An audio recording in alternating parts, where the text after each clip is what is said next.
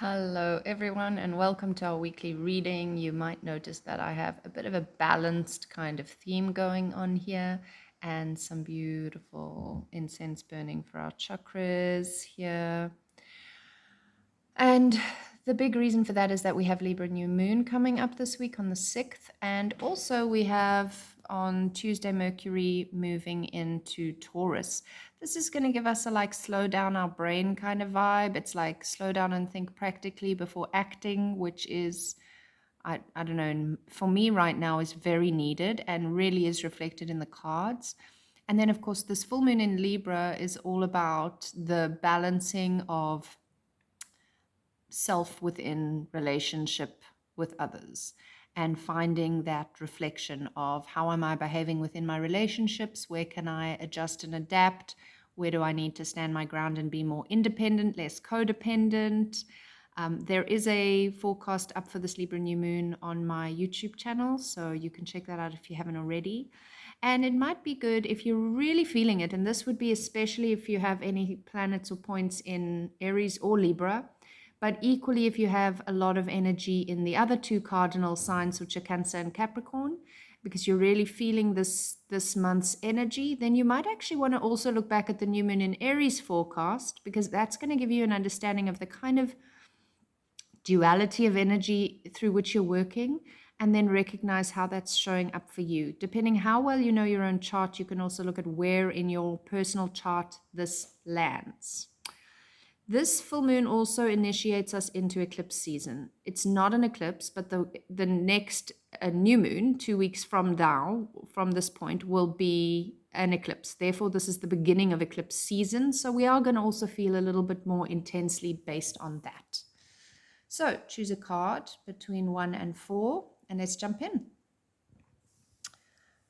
Okay, it's like a real hurry up and wait kind of vibe this week. Oh, this incense is just getting into my throat. That's why I usually actually prefer essential oils, because the smoke doesn't stick in your throat. But I'm really feeling the incense vibe at the moment. Okay, sorry, I just had to give myself a little space so I don't start choking through the reading.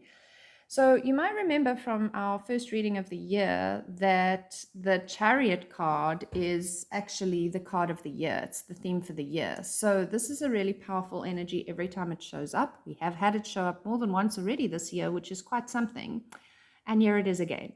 I think we've had a back and forth of it being upside down and right way up. And the upside down, because the Chariot's a very fast card.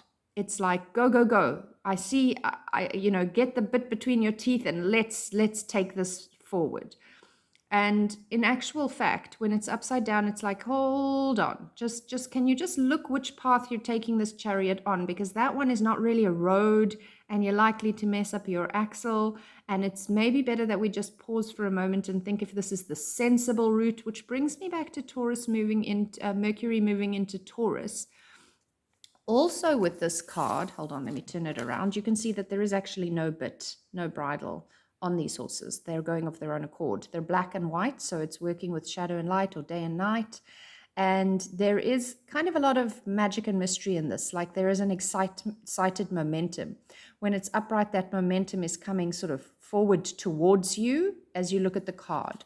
When it's upside down, that momentum is kind of swirling backwards. So where am I holding up my own progress? Could be a good question for you to ask yourself, especially if this was your card that you picked for the week, but also equally it is the anchor card for the reading. So we will all be asking ourselves, where am I holding up myself back from my progress? And also, where do I need to slow down and think a little bit more before I act, right? And we actually have that, I'm leaping because we actually have that reiterated for us in the Knight of Swords. He is a thinker. So again, this is Mercury going into Taurus. He is a thinking guy. He has swords. He's got very fast ideas and plans and really wants to race in to rescue, because knights have a tendency to want to rescue certain situations. So where is this part of yourself, this youthful, exuberant, heroic knight wanting to run in and rescue you, and actually, he's trying to climb the tower, but in actual fact the door was wide open and the princess already left of her own accord. So he's really jumping the gun a little, because this is upside down again, remember. So with him, it's also this, well, why are you making it so hard? Why are you doing it the hard way and getting stuck in old ideas, old ways of thinking? Going too fast, which is actually, that saying, less haste, more speed. And actually, that's quite a classic thing we're seeing in both the Knight of Swords and the Chariot this week. So this week is like, don't try to speed, because trying to speed is actually going to slow you down. But conversely, we have two super positive cards. So I feel like this year we've actually seen, kind of on a continual basis, this continued fast and slow, up and down, roller coaster vibe all year long. We've been seeing this through the cards. And here we have it again. I mean, literally upside down, right way up, upside down, right way up. That's even one place we can see it. But here, the cards that are upside down are saying we're going too fast, we need to slow down, or we've got a speed wobble and we don't actually have control of the vehicle, or you're trying to go fast, but you're doing something that doesn't even need to be done anymore because it's already been resolved, that kind of thing. And then the Six of Wands is an absolute like winner's circle kind of card. It's a fire energy, the wands, and it's standing in the winner's circle with the wreath saying, yes, I'm in the spotlight, I've done what I wanted to do, I've reached a certain goal. Of course, there is a tricky thing about reaching a goal, is once you've strived and worked and reached something that you've really been trying to achieve, there's a moment of high, but then there's the come down of, well, now what? I got what I wanted, now what do I do? So there's also the need then to recognize, especially because it's like we were trying to race there with the Chariot. We got a little bit turned around because we were going too fast and we missed the turnoff. But we made it in the end, and we got all the awards and accolades, standing in that winner's circle, felt the light upon our faces, felt confident and worthy. Maybe that's also a way to look at it. Really felt worthy in that moment. And then all of a sudden, we didn't know what to do. So we started racing into the next thing, but we didn't know what the next thing was, Knight of Swords. We didn't know where we were supposed to be racing. So we just started running, like in no direction at all, with no actual plan, because suddenly the feeling of come down from success is a little bit overwhelming. And oftentimes while we're chasing that success, while we're very goal-oriented and driven, we can also do a lot of avoiding of where things aren't working or where our emotions are showing us some trouble, because nobody likes to feel those big emotions. So if we can find a way to distract ourselves, we all do it, then we do. So let's say in this analogy, you distract yourself with your work or whatever your distractive tendencies are.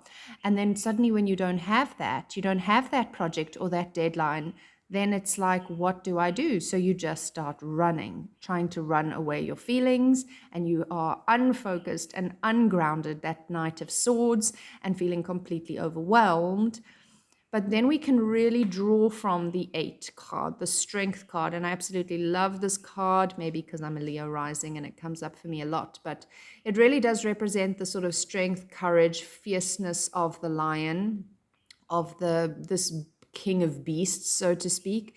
But also there's a vulnerability in this particular deck, of this young maiden, of the gentle lamb, and recognizing that the lion could eat the lamb, but also it could protect the lamb. So that part of you that is fierce enough to defend your vulnerable parts, that part of you that says, come and stand on your stage and be vulnerable for all to see, and don't worry, I've got your back. So that you are both of those parts. You are the vulnerable person standing on the stage saying, this is what I'm dealing with. This is what I'm trying to heal. This is how I feel. And you're also the person that's got your back as a fierce lion, not the nervous system response. And our nervous system's only trying to protect us when they go into fight and flight, or when they go into freeze, or any of those other ways that our nervous systems work to protect us. This is more speaking, especially upright, this is more speaking to not reacting from that sympathetic nervous system, because you know you've cultivated this fierce protector in you that is not nervous system related, that is like a deep inner knowing. What I also just want to point out here is that Chariot is the 7 upside down, and Strength is the 8 right way up. So literally in this week, it's like we're taking a big archetypal step forward. If we do our work, and sometimes we take a step forward and then we end up having to take a giant leap backwards. We all know that feeling. So it's never a straight line.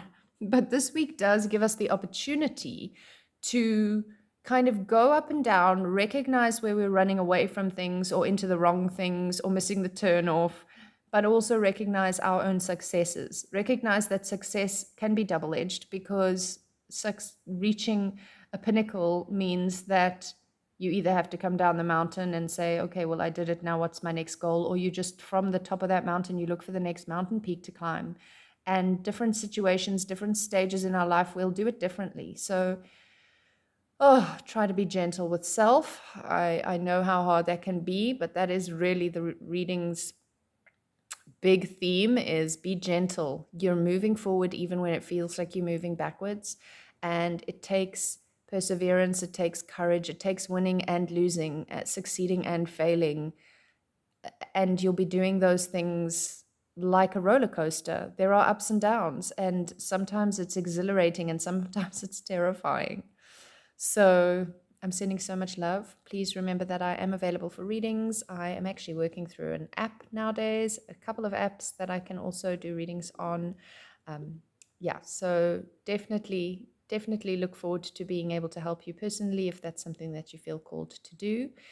But either way, sending you a lot of love and luck, and appreciate likes, comments, shares, and the like. So thank you for watching.